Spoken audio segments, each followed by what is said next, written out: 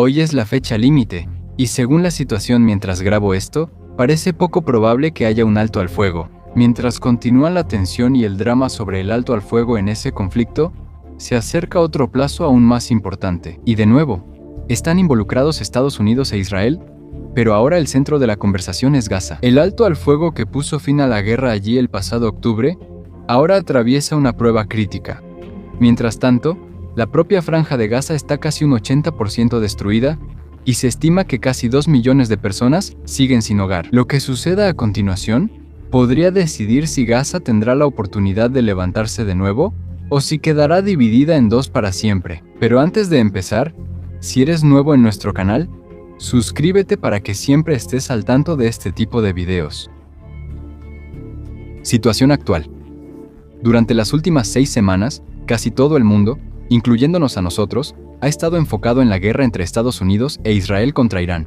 Casi eso es lo único que sale en las noticias, y es comprensible porque ese conflicto es muy grave. Pero si hay algo que nos está demostrando el 2026, es que este no es un año de una sola crisis. Mientras todos están ocupados con Irán, la situación en Gaza está cambiando silenciosamente pero de manera constante. Y no es un simple cambio, sino un cambio serio. Repasemos lo que ha pasado. En septiembre del año pasado, la administración de Donald Trump presentó un plan de 20 puntos para poner fin definitivamente a la guerra. Tanto Israel como Hamás aceptaron, aunque solo en la primera parte. Así que el alto al fuego comenzó a principios de octubre. En la fase 1 se enfocaron en las necesidades inmediatas, la liberación de los rehenes, la entrada de más ayuda humanitaria y, por supuesto, el cese de los grandes combates. En noviembre, el Consejo de Seguridad de las Naciones Unidas apoyó este alto al fuego mediante la Resolución 2803, y para enero de este año, cuando se devolvieron los últimos rehenes en papel, la fase 1 terminó. Pero el verdadero problema comienza en la fase 2, que es donde estamos ahora. Aquí es donde entran los temas más complicados. El desarme total de Hamás y otros grupos armados en Gaza, el establecimiento de un gobierno de transición y el enorme esfuerzo de reconstrucción, que se estima superará los $70,000 millones. Si sientes que esto es demasiado ambicioso, especialmente porque requiere que Hamás entregue voluntariamente sus armas, tienes razón, porque hasta ahora no está claro si Hamás realmente aceptó esa parte. La Casa Blanca ha repetido varias veces que el acuerdo de octubre incluía el desarme como parte de la fase 2, y que incluso la resolución de la ONU lo respalda. Pero la versión de Hamás es diferente. Según sus funcionarios, incluido Musa Abu Marzouk, nunca se nos presentó el tema del desarme. ¿Y qué más dijeron? Sí, están dispuestos a entregar la administración de Gaza, pero nunca aceptaron entregar sus armas. También dicen que hubo cambios en el acuerdo después de que se discutió, y culpan a Benjamín Netanyahu. ¿Cuál es la verdad? Depende de a quién le preguntes. Y aquí es donde volvemos al presente. Ya llegó la fecha límite para implementar la fase 2, eso fue ayer, 11 de abril. El grupo que dirige todo este proceso se llama la Junta de la Paz, que funciona como una alternativa a las Naciones Unidas impulsada por Trump, una organización más alineada con sus aliados. El propio Trump es el presidente de esta junta, y también incluye a varios países importantes como Arabia Saudita, Egipto, Qatar y los Emiratos Árabes Unidos, así como a personalidades conocidas como Nikolai Mladenov, Tony Blair y Jared Kushner, cada uno con su propio papel en la gobernanza y la seguridad. Pero es notable que muchos países del G7 y la OTAN se negaron a unirse. Algunas de sus razones son que podría dejar de lado a la ONU o que la Junta podría expandir su poder más allá de Gaza. Durante varias semanas, Mladenov estuvo yendo y viniendo entre el Cairo, Ankara y el Consejo de Seguridad para impulsar el acuerdo. Y ahora, ha llegado la fecha límite que él mismo estableció para la rendición formal de Hamás.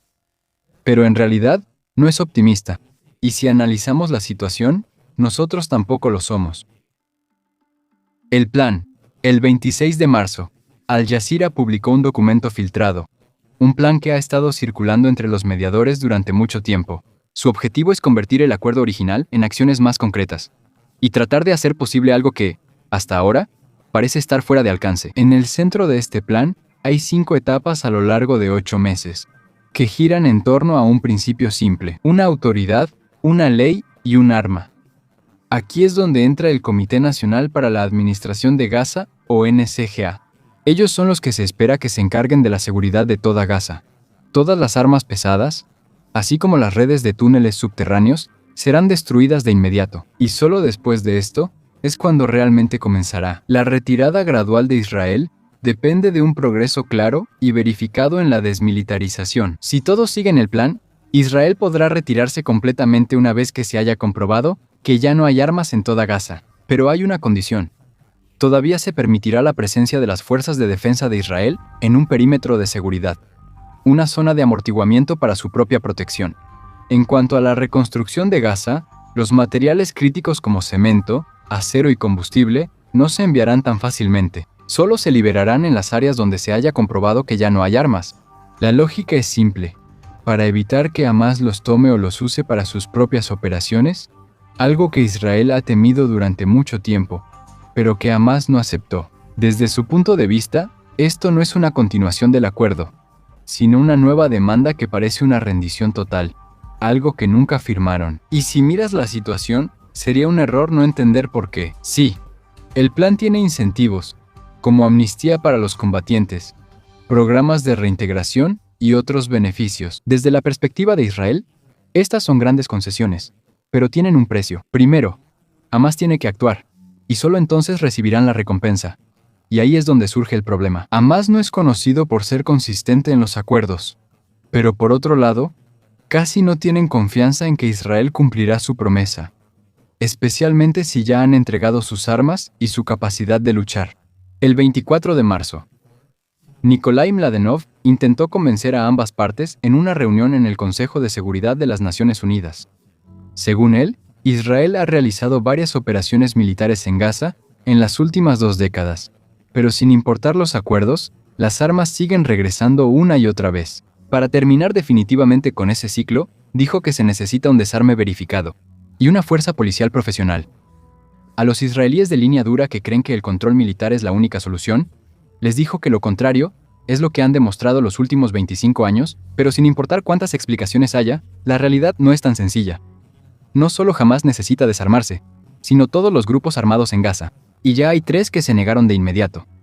La Yihad Islámica Palestina, el Frente Popular para la Liberación de Palestina y el Frente Democrático para la Liberación de Palestina. Según ellos, las armas de la resistencia pertenecen al pueblo palestino y no las entregarán mientras Palestina no tenga su propio Estado. La postura de la Yihad Islámica se volvió aún más firme, llamando al plan una forma de dejar completamente indefensa a Gaza frente a Israel. Irónicamente, aunque son más pequeños en comparación con Hamás, este grupo es conocido por ser más radical, y a veces incluso consideran que Hamás es demasiado moderado. Y aquí es donde la situación se vuelve peligrosa para Hamás. Cuando parecen rendirse ante Israel, otros grupos pueden usar esto para convencer a los demás de que su postura es la correcta. Detrás de esto, hay otro cambio más profundo. Poco a poco, la brecha entre los 2 principales grupos armados en Gaza se está ampliando. Hamás está intentando fortalecer sus conexiones internacionales, especialmente en Turquía, que abiertamente recibe a sus líderes y promueve su participación en la gobernanza después de la guerra. Esto representa un cierto alejamiento de su relación tradicional con Irán, pero eso no significa que la relación se haya roto. Siguen recibiendo aproximadamente $70 millones al año, junto con entrenamiento por parte del Cuerpo de Guardianes de la Revolución Islámica. Por ahora, Hamás ha dicho que cooperarán con el Comité de Transición, pero solo hasta ahí. Y recuerda, este plan requiere que todos los grupos en Gaza se desarmen. Así que aunque digamos que mañana toda la dirigencia de Hamás esté de acuerdo, esto no funcionará si los demás no cooperan. Por eso, es fácil ver por qué hay dudas de que esto funcione en la práctica. En la práctica, la verdad es que muchos de estos planes, documentos diplomáticos y condiciones para la ayuda parecen hechos en otro mundo, porque en la misma Gaza casi nada de esto existe realmente, y algunos incluso van directamente en contra de la realidad. Por ejemplo, ¿quién está realmente a cargo ahora? La NCGA, compuesta por 15 tecnócratas palestinos que fueron cuidadosamente examinados por Israel, fue oficialmente lanzada el 15 de enero, pero en lugar de operar en Gaza, están en El Cairo, a más de 360 kilómetros de distancia. Una de las razones es la seguridad, y de hecho, tampoco pueden entrar fácilmente a Gaza, e incluso si pudieran entrar, tampoco está claro si jamás los aceptaría. Según un diplomático árabe, el comité no entrará hasta que estén listos para gobernar, porque por ahora, Gaza es un lugar donde el plan y la realidad están a kilómetros de distancia. Mientras que Hamás sigue diciendo públicamente que están listos para entregar el gobierno, detrás de cámaras parece que hacen todo lo posible para que eso no suceda.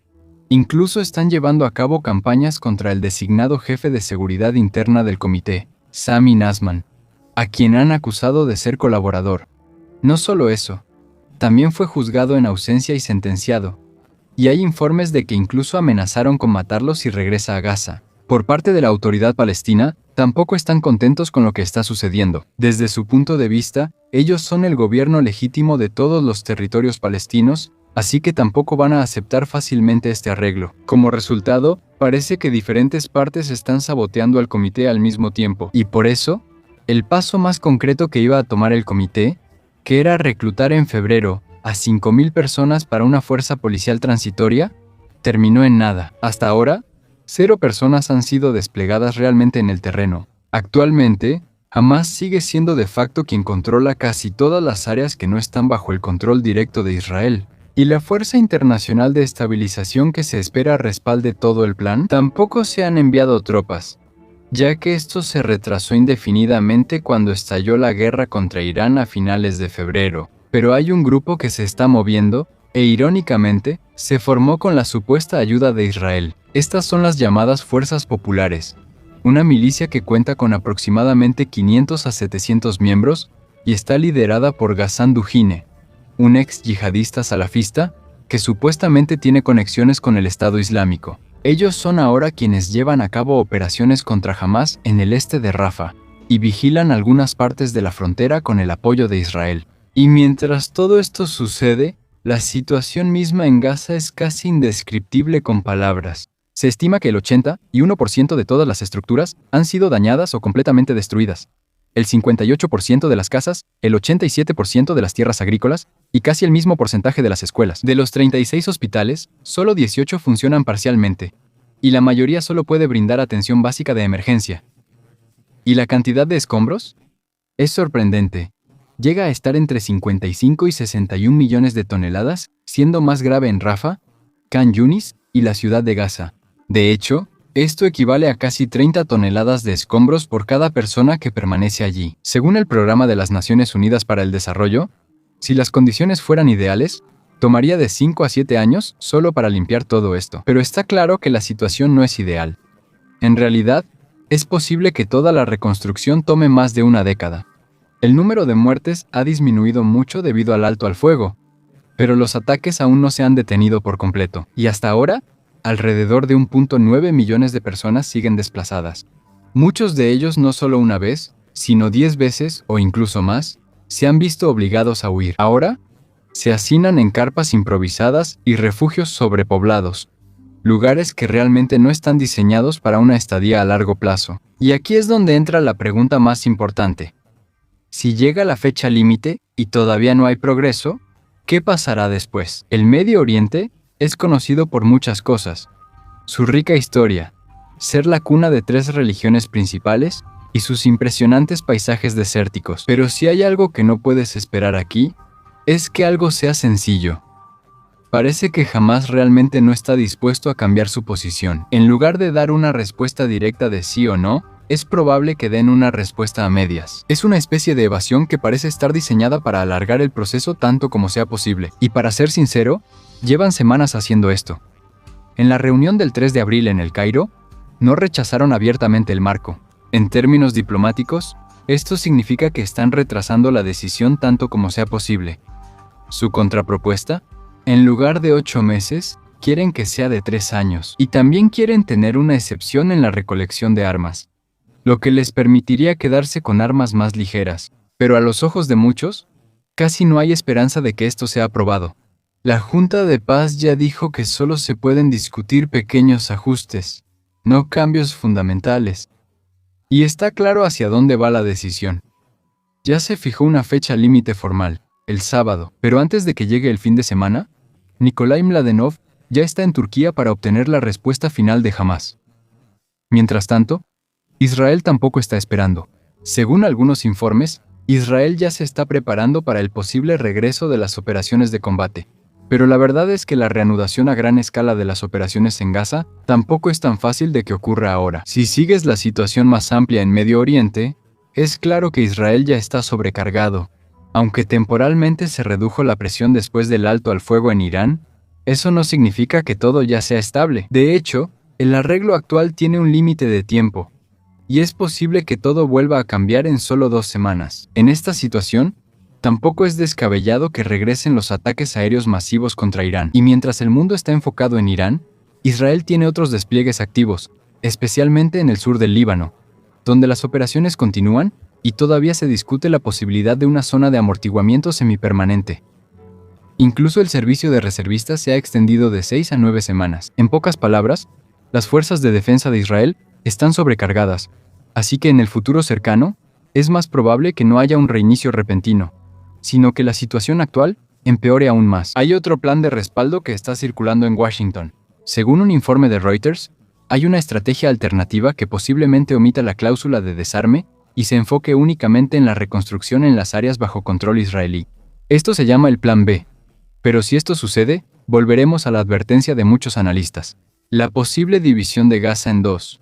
Una parte bajo control militar israelí, donde hay reconstrucción y ayuda, y otra parte bajo control de facto, aislada, bloqueada y que sigue debilitándose. Para Hamás, también tienen sus propios cálculos. Según algunos informes, esperan que el alto el fuego en Irán pueda cambiar toda la conversación, lo que podría llevar a una posible división de partes en la negociación. En este escenario, dicen que podrían obtener más bajo el control militar de facto de Israel. Es posible que haya menos obstáculos para esto. Nikolai Mladenov, otra parte responsable ahora en la diplomacia, sigue intentando convencer a ambas partes de que todavía hay una manera de romper el ciclo de violencia. Y en teoría, tiene razón, pero en la práctica, está negociando en medio de una crisis subyacente. Con la postura dura de Israel en las conversaciones, y pase lo que pase con la decisión de Hamás, hay algo seguro. No serán los líderes quienes sufran directamente las consecuencias, sino las personas que viven en Gaza. Ellos serán los primeros en sentir todo lo que suceda.